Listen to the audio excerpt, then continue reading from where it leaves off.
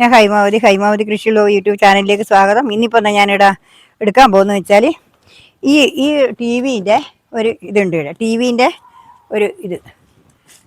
വിൻ്റെ ഒരു കേസ് ഉണ്ട് പുറത്തിൻ്റെ. അതിൻ്റെ അകത്ത് നമുക്ക് കുറച്ച് ഉള്ളി നടാലോ എന്ന് വിചാരിച്ചിട്ടാണ് ഞാനിപ്പോൾ എടുത്ത പണി. അതിലിപ്പം കുറച്ച് ഉള്ളി നടാൻ വേണ്ടിയിട്ടാണ്.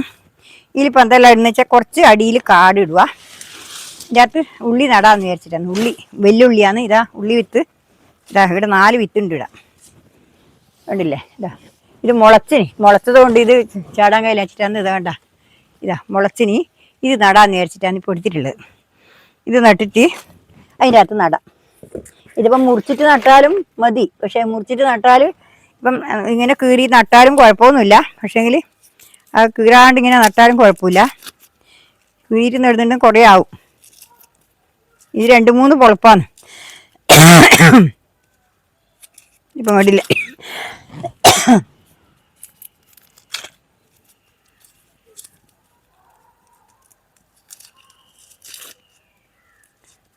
ഇത് അങ്ങനെ തന്നെ നടാം. ഇതിപ്പോൾ ഞാനിപ്പോൾ അടിയിൽ എന്നാ ഇടുന്നത് വെച്ചാൽ അടിയിൽ ഈ ഉണക്കച്ചപ്പ് ഇതെല്ലാം വാരിയിടുക. പിന്നെ ഇതിൻ്റെ മേലെ ഇത് വേണ്ട ഇതേപോലെ ഇതിൽ വാരിയിടുക. നമുക്ക് ഉള്ളി നടാൻ ഇത് ധാരാളം മതി. അതിന് നല്ല ഇതുകൊണ്ട് അതുകൊണ്ട് ഇതിനകത്ത് വാരി നിറക്കാനും പറ്റും. ഇത് കണ്ടില്ല, ഇതേപോലെ ഇടുക. ഇതിനകത്ത് അടിയിൽ കുറച്ച് ഇതേപോലെ ഇടുക. കണ്ടില്ല, ഈ ചപ്പും കുറച്ച് ഇടുക. ഈ കപ്പച്ചപ്പ് ഇടുക കുറച്ച്. ഇതെല്ലാം തന്നെ നമുക്ക് എല്ലാവരും ഇടുകയും ചെയ്യാം, എല്ലാം പണിയെടുക്കുകയും ചെയ്യാം. പക്ഷേങ്കിൽ നമ്മളാരും മടിച്ച് നിന്നിട്ടാണ്. ഒന്നും കളയാനില്ല, എല്ലാ കാര്യങ്ങളും നമുക്ക് ചെയ്യാൻ പറ്റുന്നതേ ഉള്ളൂ. പക്ഷെ എല്ലാവരും മടിയാണ്. അതുകൊണ്ടാണ് പിന്നെ ഒന്നും ചെയ്യാൻ കഴിയാത്തത്. അതുകൊണ്ടാണ്, മറ്റു വെറുതെ അല്ല. നമ്മൾ എടുക്കണം എന്ന് വിചാരിച്ചു കഴിഞ്ഞാൽ എല്ലാവർക്കും ചെയ്യാൻ പറ്റും. അതുകൊണ്ട് നിങ്ങളെല്ലാവരും എന്താ വേണ്ടത് വെച്ചാൽ ഇതുപോലെ ചെയ്യുക. ഉള്ളി നമുക്ക് ഒന്നുമില്ലെങ്കിൽ വലിയ ഉള്ളി നട്ടിട്ട് നമുക്ക് കിഴങ്ങ് ചെയ്യുന്നില്ലെങ്കിൽ നമുക്ക് ഒരു 2-3-4 പ്രാവശ്യം അതിൻ്റെ ഉള്ളി അരിഞ്ഞിട്ട് അതിൻ്റെ ഉള്ളീൻ്റെ ചപ്പ് നമുക്ക് അരിഞ്ഞിട്ട് കറി വെക്കാം. അതിൻ്റെ ഒരു ഉള്ളിയുടെ നട്ടത് വലുതായി തുടങ്ങി നല്ല ഇതുണ്ട്. അതേപോലെ നട്ട് കഴിഞ്ഞാൽ നമുക്ക് ഇത്രയും ഉണ്ട്. ഇതിപ്പോൾ ഇതിൻ്റെ അകത്ത് ഇതേപോലെ ഇത് കുറച്ച് ഞാൻ വാരിയിട്ടെ. ഈ ചപ്പും ഇതും കുറച്ച് കൂട്ടിയത് ഉണ്ടോ, ഇതേപോലെ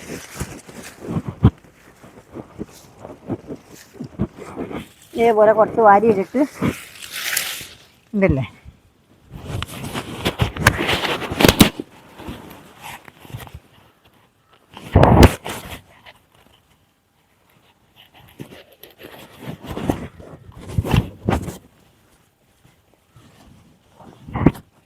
ഇതിപ്പം കുറച്ച് പിന്നെ ഇതിവിടെ വാരിയിടട്ട്.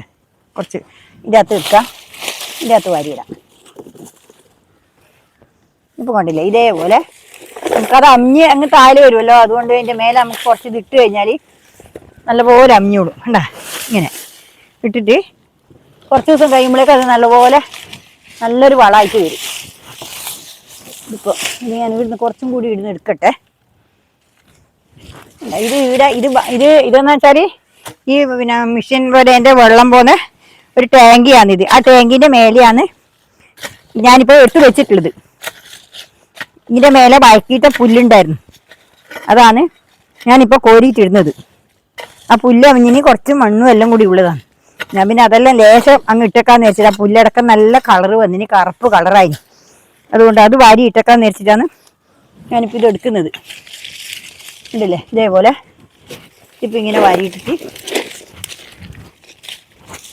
ഉണ്ടോ, ഇതേപോലെ ഇതിൻ്റെ മേലെ വാരിയില്ല. ഇതേപോലെ വാരിയിട്ടിട്ട്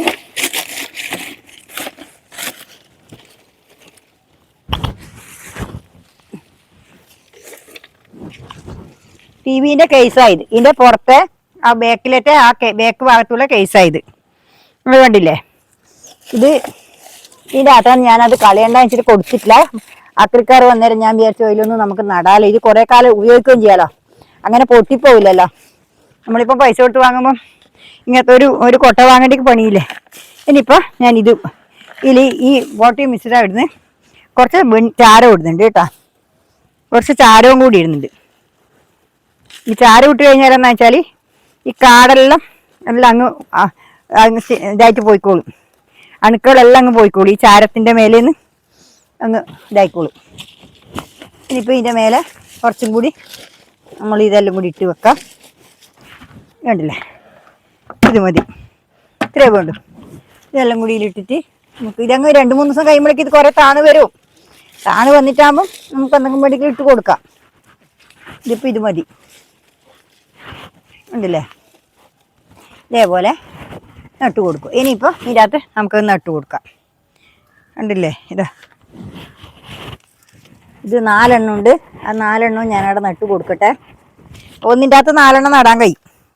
പിന്നെ ഇനി ഇത് വളർന്നു കഴിയുമ്പോൾ നമുക്ക് ഇതിൻ്റെ ചപ്പ്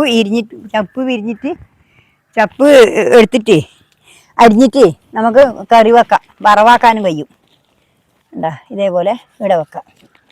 ഇത്രയും മുക്കണ്ട, ഇങ്ങനെ ആക്കണ്ടു, മുക്കാൻ പാടില്ല. മുകളിൽ ഇങ്ങനെ വെക്കുകയും ചെയ്യും. അതും എന്താ ഇനിയിപ്പോൾ കുറച്ച് ഉള്ളിയും കൂടി വേണ്ടിക്കിൽ നടാം. ഇതൊരുപാട് വീതിയുണ്ട്. ഇങ്ങനെ മേലെ വേണമെങ്കിൽ 2-3 കുഞ്ഞുള്ളിയും കൂടി നടാം.